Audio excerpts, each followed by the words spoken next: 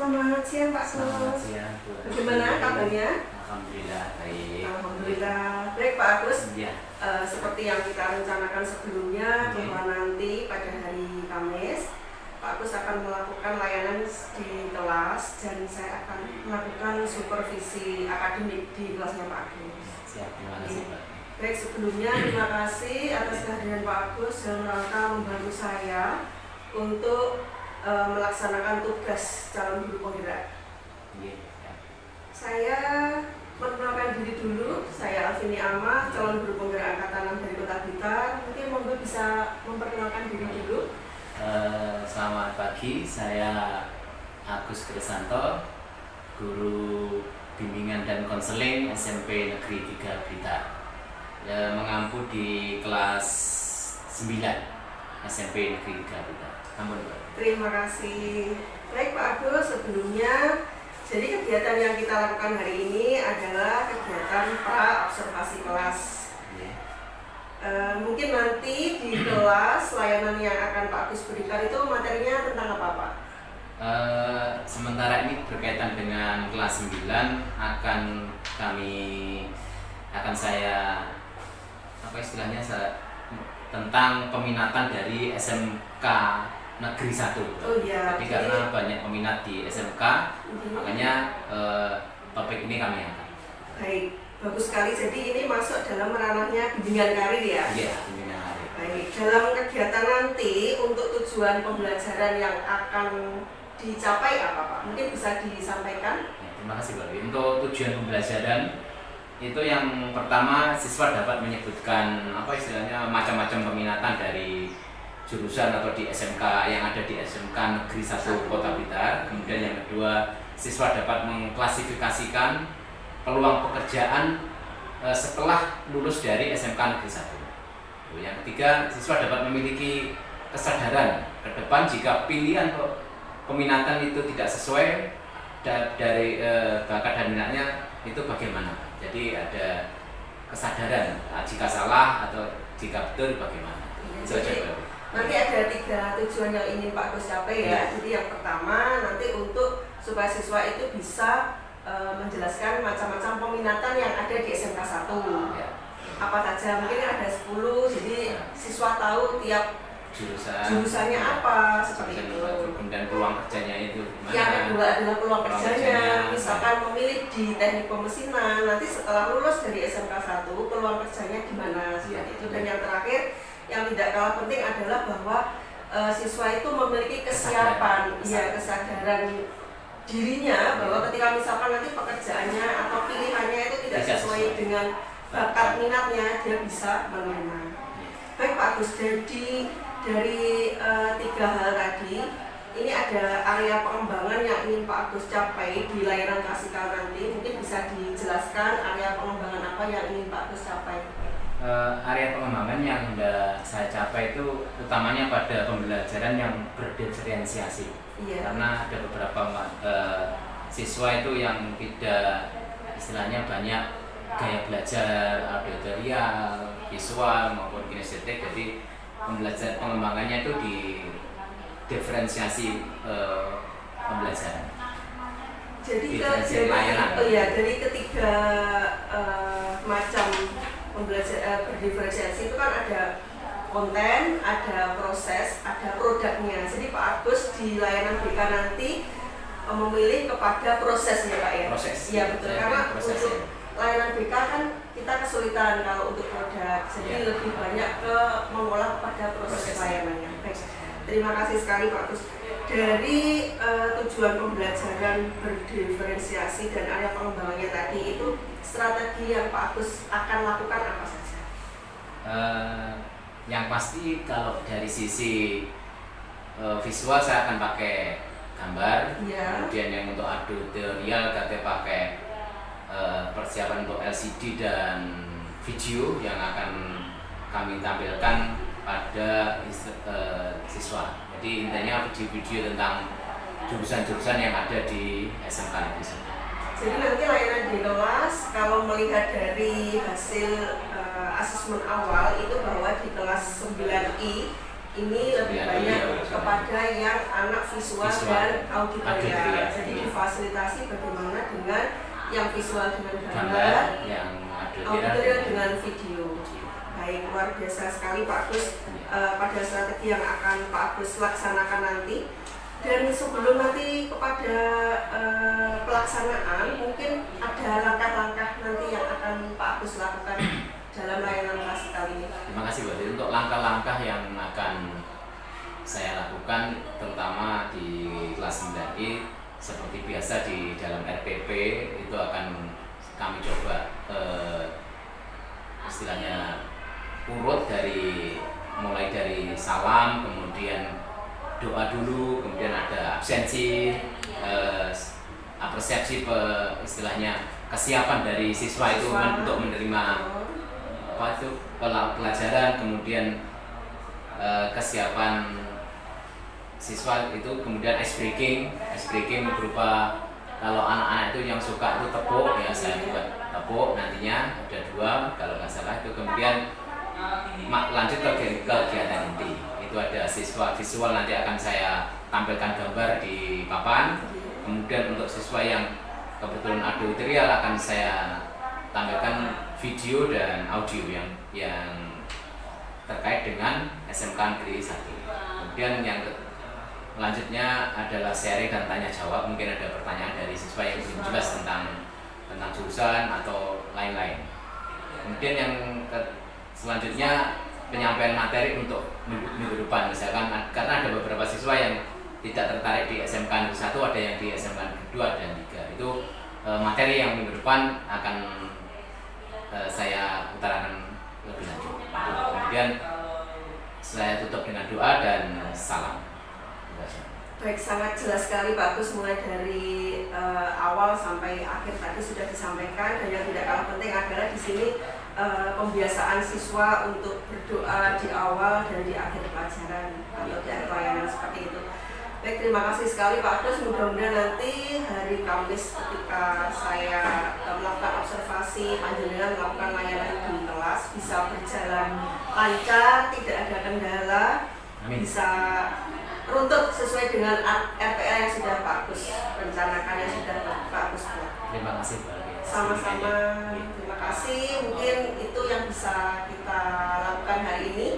Saya terima kasih sekali. Bisa kita akhiri ya? Bisa Bu. Assalamualaikum warahmatullahi wabarakatuh. Waalaikumsalam. Mohon izin masuk Pak Agus.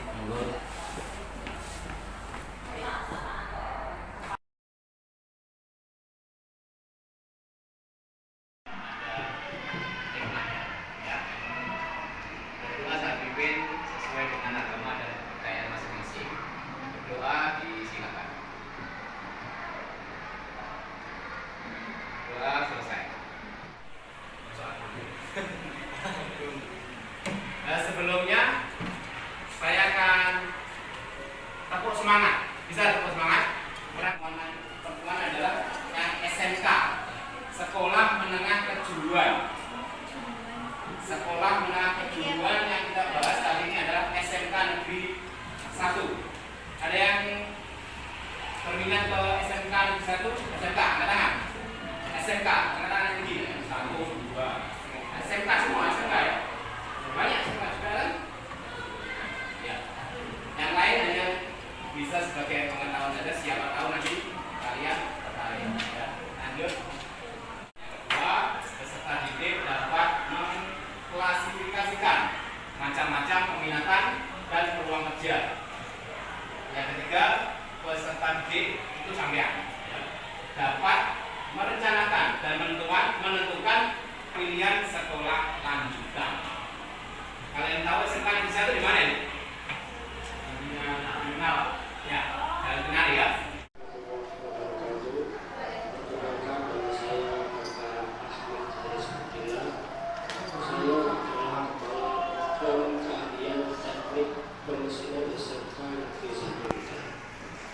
Pertama, saya mengucapkan selamat kepada anak-anak yang sudah bergabung di SMK Negeri 1 kita. Semoga ini adalah takdir yang terbaik buat kita semua.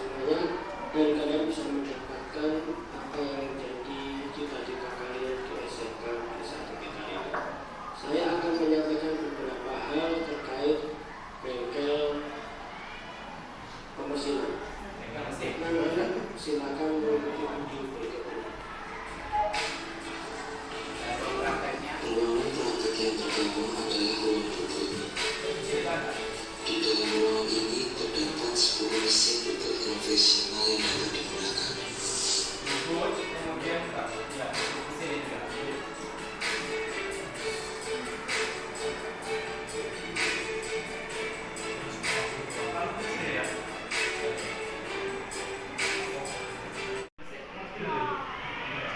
Kalau motor kan TKR, jadi beda itu TKR dan mobil. Ada pertanyaan? Tidak ada? Terima kasih. Sebelum saya akhiri minggu depan, mungkin dari SMK Naguri berapa? 2 atau 3? SMK Negeri 2. SMK Negeri 2. Rencana mau jurusan apa toh? Oh, di Oke. Ya. Silakan, bertanya Pak. Nah, sekarang pendaftaran. Kalau pendaftaran kemarin sudah saya kasih tahu ya bahwa nanti bisa lewat jalur banyak jalur prestasi, jalur nilai rapot, jalur akademik atau nilai rapot itu, kemudian jalur afirmasi dan lain-lain. Rata-rata berapa kasih? Ya, silakan.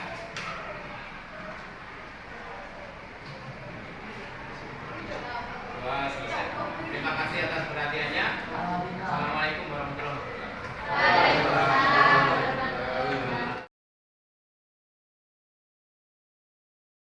Assalamualaikum warahmatullahi wabarakatuh. Selamat siang. Hari ini kami akan melaksanakan coaching pasca observasi kelas.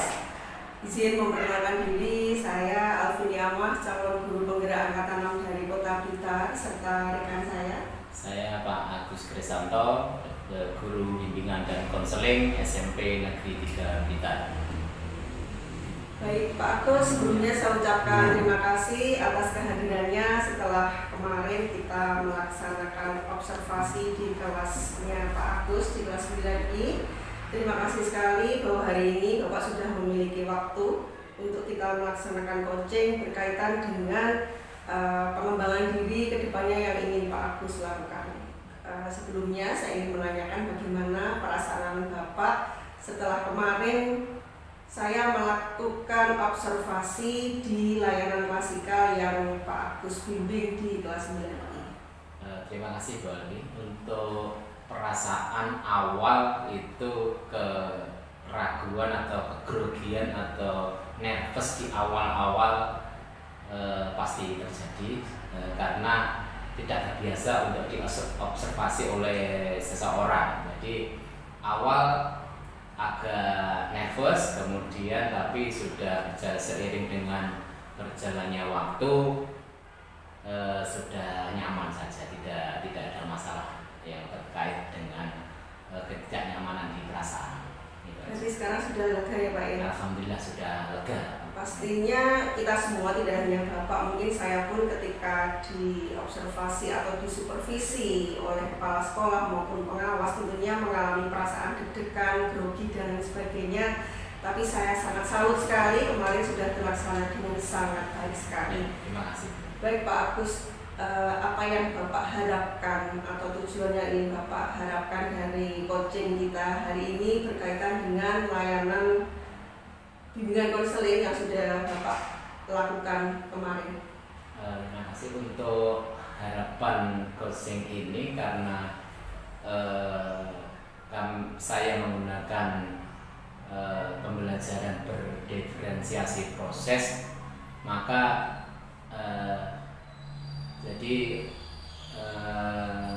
saya harapkan dapat masukan atau bisa melihat kekurangan atau kelebihan dari proses yang berjalan itu.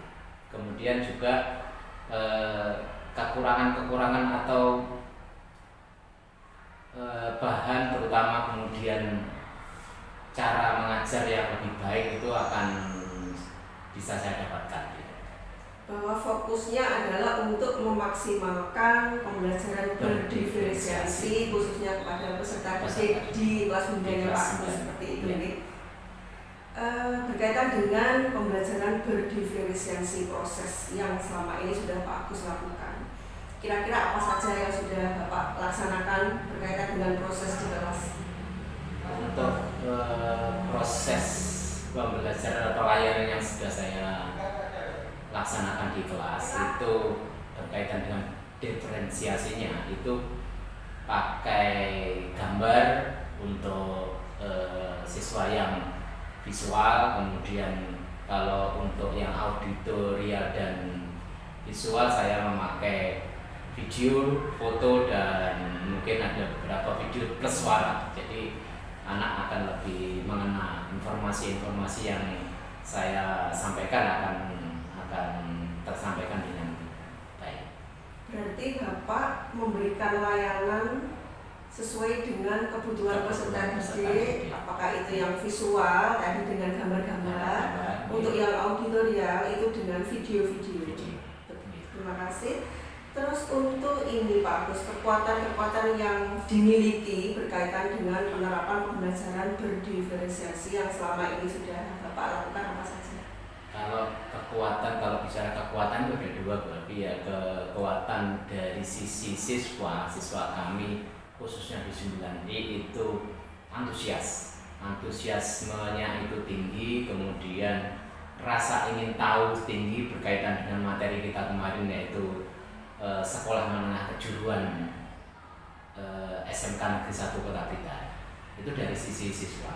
Kemudian kalau dari sisi guru, dari sisi pengajar, dari sisi saya, kebetulan saya juga menguasai IT, bidang IT, jadi tidak ragu atau tidak kesulitan menggunakan alat-alat yang berkaitan dengan IT, dan juga komunikasi saya dengan beberapa guru atau pemangku kepentingan di SMK kejuruan di Kota Blitar, saya insya Allah sudah terjalin dengan baik komunikasi. Itu kekuatan. Luar biasa sekali. Intinya dari kekuatan yang Bapak miliki, juga dari peserta didik, itu tinggal dimaksimalkan saja ya Pak ya? Iya. Baik, dari kekuatan-kekuatan yang sudah Bapak sampaikan itu tadi kan pastinya ada hambatan yang Bapak hadapi dalam layanan secara klasikal. Itu bisa disampaikan apa saja kira-kira hambatan yang Bapak hadapi? Hambatan itu ada dari sisi siswa, itu memang ada beberapa, sebagian kecil siswa itu yang kurang antusias, dalam arti kurang tertarik dengan materi tersebut, dikarenakan mereka sudah memiliki pilihan jurusan, pilihan sekolah lanjutan berikutnya, bahwa mereka tidak akan memilih di SMK. Itu yang pertama di siswa. Dari sisi kami, dari sisi guru, itu kelemahannya hanya mungkin komunikasi dengan guru, dengan kolega di SMK itu memang terjalin, cuma kurang begitu intens untuk kaitannya dengan komunikasi kami dengan sekolah kejuruan. Tadi Pak Agus menyebutkan ada dua hambatan. Yang pertama berkaitan dengan kolega, dengan komunikasi dengan kolega, dan yang kedua adalah peserta didik itu pilihannya kan bermacam-macam, adanya ke SMA dan ke SMK. Untuk mengatasi hambatan itu solusi apa yang Bapak ambil? Solusinya saya akan membuat materi itu lebih menarik dengan cara menambah bahan, menambah foto-foto, menambah gambar, kemudian sekolah kejuruan itu mau kemana, peluang-peluang usaha, peluang kerjanya itu di mana, kemudian perusahaan-perusahaan yang sudah bekerja sama itu siapa saja, itu mungkin akan sedikit membuat anak-anak yang sekiranya kurang tertarik akan tertarik. Kemudian untuk komunikasi kami dengan beberapa kolega itu akan kami bangun kembali lebih intens untuk mendapatkan informasi-informasi yang up to date, yang terbaru mungkin yang ada di sekolah kejuruan tersebut. Termasuk mungkin ada beberapa sekolah yang saya ketahui itu ada jurusan baru ya Pak ya? Iya. Ada jurusan-jurusan baru. Kalau kita misalkan Pak Agus bisa mengupdate informasi itu, tentunya anak-anak tidak akan ketinggalan informasi. Baik Pak Agus, untuk rencana ke depan yang Bapak akan lakukan berkaitan dengan tujuan yang ingin dicapai apa saja? Rencana kami itu memperbanyak materi, memperbanyak bahan gitu yang pertama. Kemudian yang kedua juga terkait dengan siswa tadi yang kurang tertarik itu di mananya, itu akan kami analisa. Ternyata beberapa memang bahan yang akan saya dapatkan itu akan lebih variasinya lebih banyak, mungkin siswa akan lebih tertarik.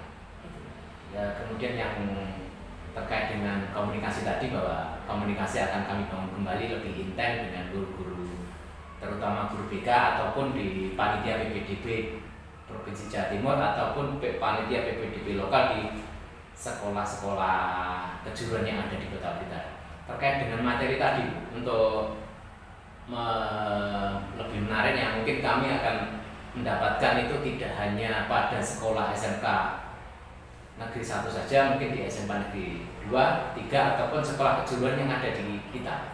Itu akan lebih, mungkin salah satu cara agar siswa itu lebih tertarik dengan materi-materi yang akan saya berikan ke siswa tersebut. Pak Agus, berkaitan dengan rencana yang Bapak jabarkan tadi ada beberapa itu, kira-kira prioritas mana yang akan Bapak ambil dari beberapa rencana itu? Kalau bicara prioritas dari dua itu semua prioritas, tapi ada hal yang lebih utama, yaitu tentang materi, bahan materi atau materi ajar yang akan, atau materi layanan itu yang akan saya berikan. Jadi beberapa bagaimana saya nanti bisa menyajikan layanan dengan bahan yang lebih bervariasi, lebih informatif dan lebih menarik. Jadi siswa itu akan lebih banyak menerima informasi itu dengan senang, karena sesuai dengan, kalau kita bicara gaya belajar itu jadi nanti untuk yang visual dia juga mendapatkan gambaran-gambaran yang real, dan untuk yang audio juga akan mendapatkan informasi-informasi yang lebih menarik dan lebih up to date. Sementara ini pembahasan Bapak kan berkaitan dengan siswa yang dengan gaya belajarnya visual dan audiovizual. Kemungkinan kan ada juga siswa dengan gaya belajar kinestetik, walaupun prosentasenya sangat sedikit sekali. Mungkin untuk memfasilitasi anak-anak yang kinestetik itu bisa diberikan contoh dengan apa, mungkin seperti itu Pak Agus?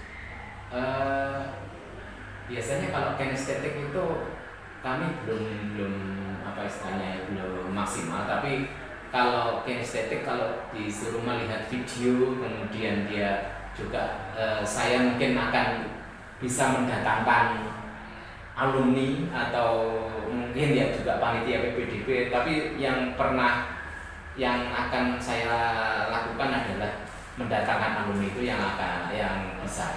Jadi alumni akan alumni dari SMK atau yang masih istilahnya masih belajar di situ akan saya datangkan. Jadi anak akan lebih apa istilahnya, lebih tahu, lebih paham dengan jurusan yang ada di SMK negeri.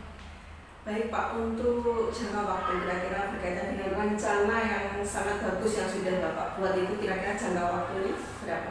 Jangka waktu tidak lebih dari 1 minggu, insya Allah saya bisa. Karena tadi bahwa informasi itu karena saya menguasai IT, jadi salah satunya bisa lewat browsing. Kemudian kolega-kolega saya yang ada di SMK yang ada di Kota Blitar, saya juga sudah akan bangun komunikasi, minta bahan, minta foto, minta video, itu akan bisa segera saya dapatkan. Kemungkinan sebelum minggu depan, atau setidaknya kalau kita memberikan layanan di kelas lain, itu insya Allah sudah bisa terpenuhi lah. Sudah disiapkan. Sudah bisa kami siapkan. Jadi layanan berikutnya akan insya Allah lebih menarik. Untuk mengukur keberhasilan dari rencana yang sudah sangat bagus, yang sudah Bapak rencanakan, yang sudah Bapak buat, itu kira-kira bagaimana Pak mengukur keberhasilannya? ukuran keberhasilannya itu nanti di materi. Jadi materi, kemudian bahan ajar yaitu lengkap, kemudian terpenuhi gambar-gambar, terpenuhinya video-video yang ada, kemudian juga informasi-informasi yang terbaru itu sudah saya dapatkan. Itu kalau menurut saya sudah ukurannya di situ. Jadi melihat dari yang sudah Bapak siapkan materi atau media bahan ajarnya, itu bisa mengukur dari keberhasilan yang dari rencana yang Bapak buat seperti itu. Ya, betul. Berkaitan dengan rencana yang beberapa Bapak buat itu, komitmen apa yang Bapak bisa sampaikan?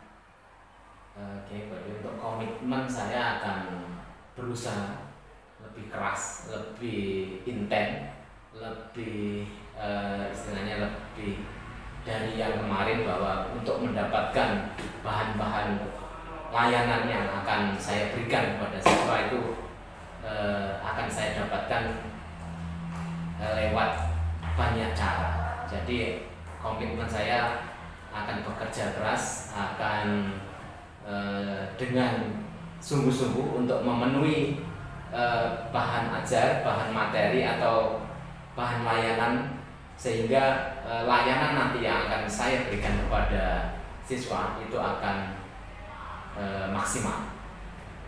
Terus untuk pihak-pihak siapa saja yang Bapak libatkan dalam mewujudkan komitmen tadi, Pak Agus?